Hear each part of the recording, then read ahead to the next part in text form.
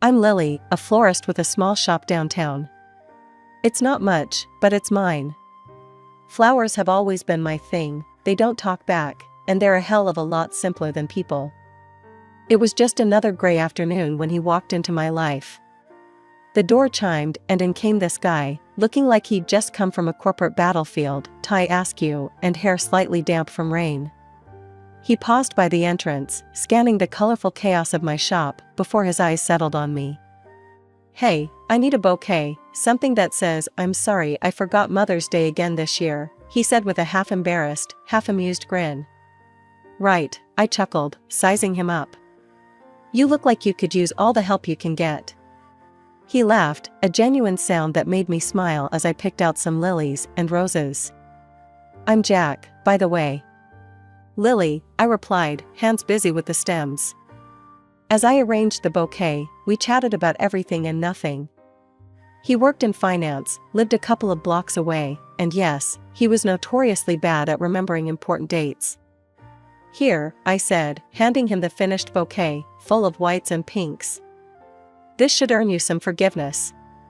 He smiled, that slow, charming smile that had probably won over tougher crowds than me. "Can I take you out for a coffee then?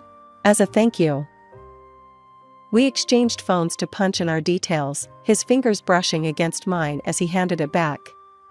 Something fluttered in my chest, a little like the excitement I felt when a new shipment of exotic flowers came in.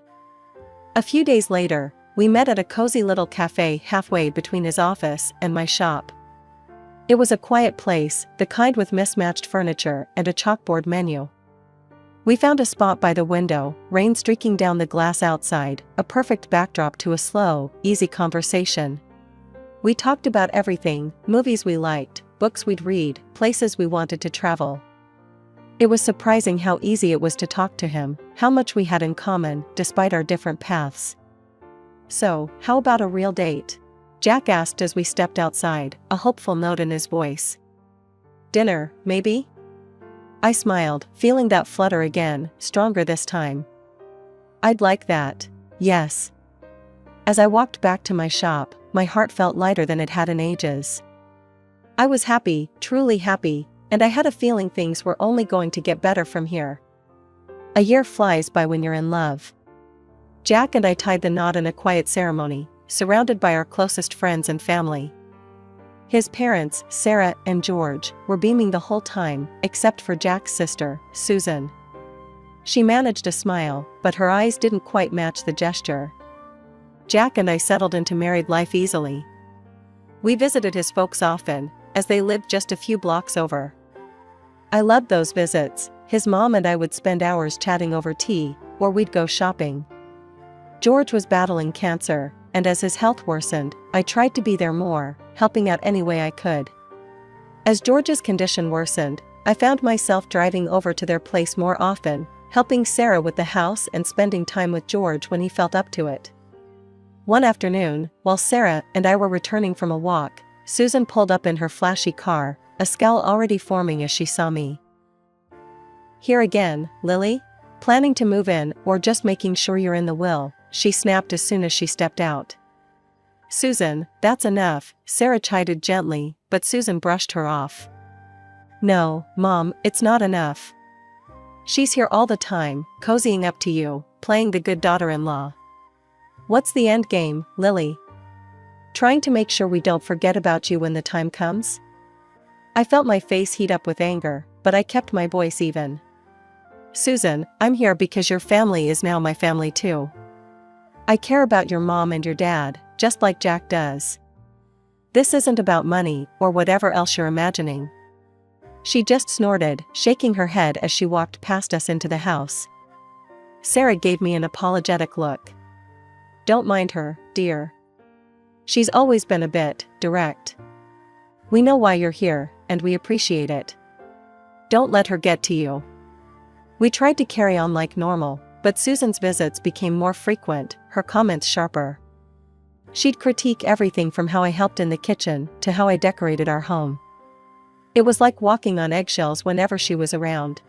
When George passed away, it was a tough time for all of us. I was heartbroken, not just for myself, but for Jack and Sarah, and even for Susan, though she seemed to handle it all with a stiff upper lip. I threw myself into supporting Sarah, accompanying her on her errands, and just being there whenever she needed to talk.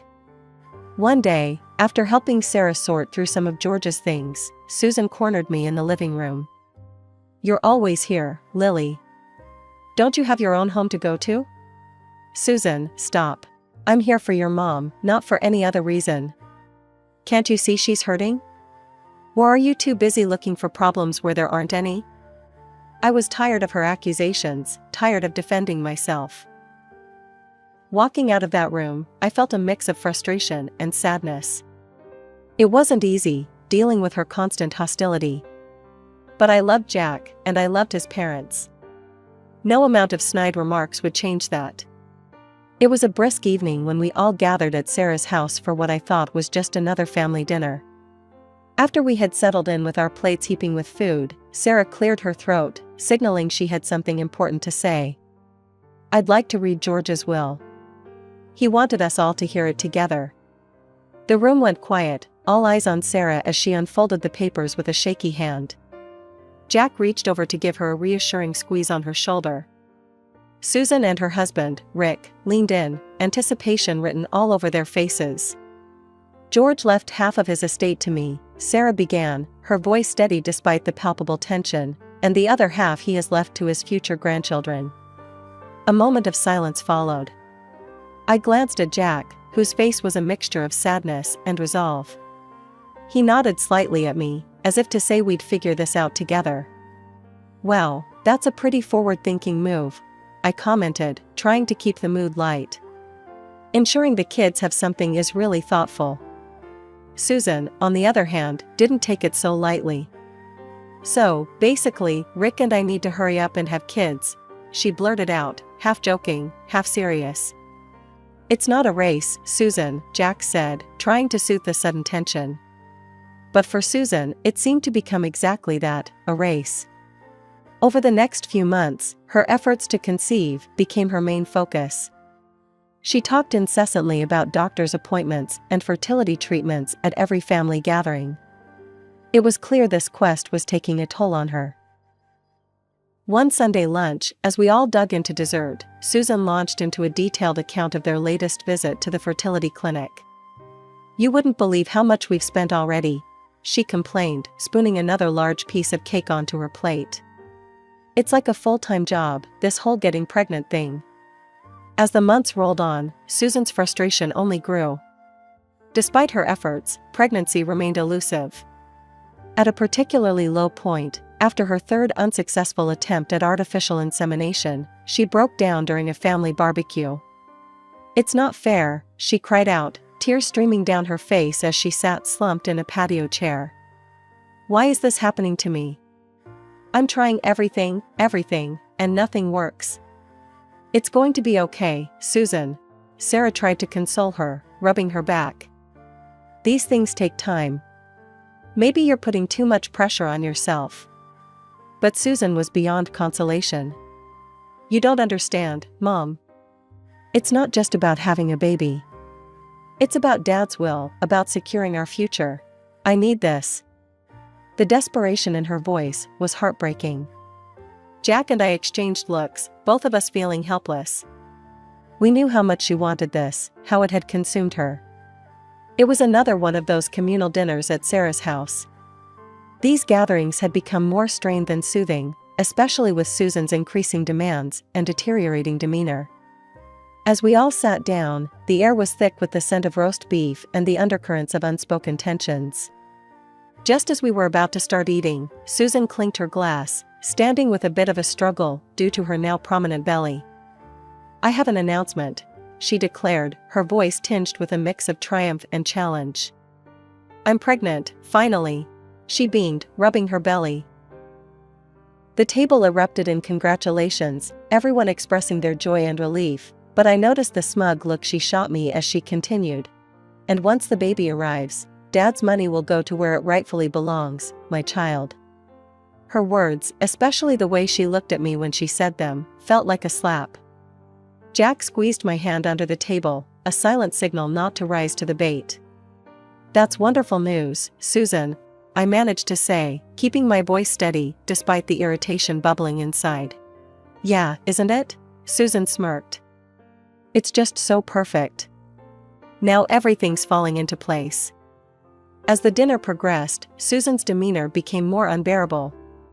She demanded special attention for her dietary needs and wouldn't let anyone forget for a minute that she was carrying the family's future heir. Could you pass the salt? Oh wait, no, I shouldn't. Doctor's orders, she'd say, then launch into a detailed account of her latest doctor's visit, fishing for more sympathy. Jack and Sarah were endlessly patient with her, but I could see the strain on their faces. Later, when I helped Sarah clear the dishes while the others sat digesting both the meal and Susan's news, she whispered, "I'm sorry, Lily. I know she can be a bit much." Her attitude only worsened over the months. Her pregnancy seemed to embolden her, giving her new ammunition to use against me. She critiqued everything from the way I dressed. "Don't you think that skirt's a bit tight for a family dinner, Lily?" To how much time I spent at work, "Must be nice, caring more about flowers than family." Each visit left me more drained than the last. I started making excuses to avoid these family gatherings, much to Jack's dismay. "I know she's tough, but she's still my sister. We need to show some unity, especially now," he'd argue. But it was hard. Hard to sit there and be the target of Susan's sharp tongue, hard to watch her turn what should have been a happy time into a series of battles, each one chipping away at the family's foundations. One quiet afternoon, when I thought I had the house to myself, I overheard Susan talking to Rick in the kitchen. "Once this baby is born, things are going to change around here. I'll make sure of it." Her words chilled me. It wasn't just about the inheritance anymore, it was about control, about reshaping the family dynamics to her whims. Life has a funny way of throwing you curveballs when you least expect it. One such curveball came my way on an ordinary Thursday morning. I hadn't been feeling right for a few days, nausea washing over me in waves, a weird aversion to coffee, and on a hunch, I bought a pregnancy test. When the 2 pink lines appeared, my heart did a little dance. I was pregnant. Barely containing my excitement, I waited for Jack to come home from work. The moment he walked through the door, I blurted out, "Guess what? We're going to have a baby." Jack's eyes widened, his briefcase hitting the floor with a thud as he rushed over to hug me. "Seriously? Oh my God, that's amazing, Lily." We spent the evening in our little bubble of happiness, but soon it was time to confirm things professionally. After a visit to the doctor and the positive results in hand, we decided it was time to share the news with Sarah. We planned a visit the following weekend, hoping for a joyful family gathering. As we pulled up to Sarah's house, butterflies fluttered in my stomach. The news of our growing family felt like a beacon of joy amidst the usual tension with Susan. When we walked in, we were surprised to find Susan there too, her belly now quite prominent. "Mom, we have some great news," Jack started, beaming as he took my hand. Sarah's face lit up with anticipation. "What is it, dear?" I smiled, feeling the warmth of the moment. "I'm pregnant, Sarah. You're going to have another grandchild." Sarah clasped her hands together, tears brimming in her eyes. "Oh, my dears, that's wonderful. I'm so happy for you both." But as we turned to Susan, the atmosphere shifted. Her face drained of color, her lips tightening into a thin line. "This is convenient, isn't it?" Susan's voice was sharp, her eyes flickering with anger. "And how do we even know it's true? For all we know, she could be making it up to get a piece of the inheritance. We should have a DNA test. Who knows if it's even Jack's?" Jack stepped between us, his body tense. "Don't you dare accuse Lily of such things. She's your sister-in-law, and she deserves your respect, not your conspiracy theories." Susan scoffed. "Respect? She's nothing but a gold digger. Watch, she'll probably give birth to some freak." That was the last straw. Tears spilled down my cheeks, the hurt too deep to contain. Jack wrapped his arm around me, his own face a mask of anger and disbelief. "Apologize to her, now," he demanded, but Susan just rolled her eyes. "I'm not feeling well. I need to go home," she muttered, avoiding our gazes as she grabbed her purse and stormed out. Sarah hurried over to us, her expression apologetic. I'm so sorry, my dears. Please don't mind her. She's been under a lot of stress, and the hormones, they're making her a bit more. It's not just the hormones, Mom, Jack said quietly. It's her. And it's getting out of hand. Sarah nodded sadly, her eyes filled with worry. I know, Jack. I'll talk to her. But for now, let's focus on this beautiful news. Lily, my dear, I'm so thrilled for you both. As we sat down to a quieter dinner, the earlier excitement dampened by Susan's outburst, I tried to focus on the positive. I was going to be a mother, and no amount of spite from Susan could take away the joy of that realization. When Jack's mother invited me over for morning coffee and mentioned she had baked my favorite blueberry pie, I couldn't resist. I arrived at Sarah's home, to the comforting aroma of fresh coffee and pie. To my surprise, Susan was there too. The atmosphere was oddly calm, a stark contrast to our last encounter. She even managed a small smile as I walked in. Lily, I want to apologize for last time, Susan said, her voice lower than usual. I was out of line. It shouldn't have happened. I was taken aback by her sudden change in demeanor, but decided to take the high road. Thank you, Susan. I appreciate that. Let's just put it behind us. We sat down at the kitchen table, and Sarah served the pie and poured the coffee. The pie was as delicious as I remembered, and for a moment, it felt like things might actually be okay. But halfway through, a sharp headache pierced through my temples. Ugh, I've got a terrible headache all of a sudden, I murmured, rubbing my forehead. Oh, I have something for that, Susan quickly said, getting up from her seat. It's totally safe for pregnancy. I'll get it for you. She returned with a pill and a glass of water, her hand steady, her eyes watching me closely. Here, this will help. I hesitated for a moment, looking at the small white pill in her hand. Something felt off, but my throbbing head pushed those thoughts away. I thanked her and swallowed the pill, hoping for relief. After a few minutes, my headache didn't subside. Instead, a wave of nausea overcame me. I think I need to rinse my glass, I said, standing unsteadily. In the kitchen, as I washed the glass, my gaze caught on something in the trash bag. My heart stopped when I saw the packaging. It was unmistakably the type of medicine George used during his chemotherapy. Panic surged through me as I remembered the dire warnings about such drugs and their effects on pregnancy. My hands shaking, I pulled out my phone and dialed 911. I think I've taken something dangerous for my pregnancy, I said as soon as the operator picked up. Ma'am, you need to try to vomit immediately to prevent any more absorption into your system, the operator instructed urgently. I dropped the phone and turned to the sink, drinking cups of water rapidly before forcing myself to throw up. It was horrible, the feeling of panic mixed with the physical strain, but I kept going until I felt I couldn't anymore. From the other room, I could hear the muffled sounds of Sarah asking, Lily? Are you all right in there? I didn't answer, my focus solely on what the operator had told me. I kept drinking water, kept trying to clear whatever I had ingested from my system.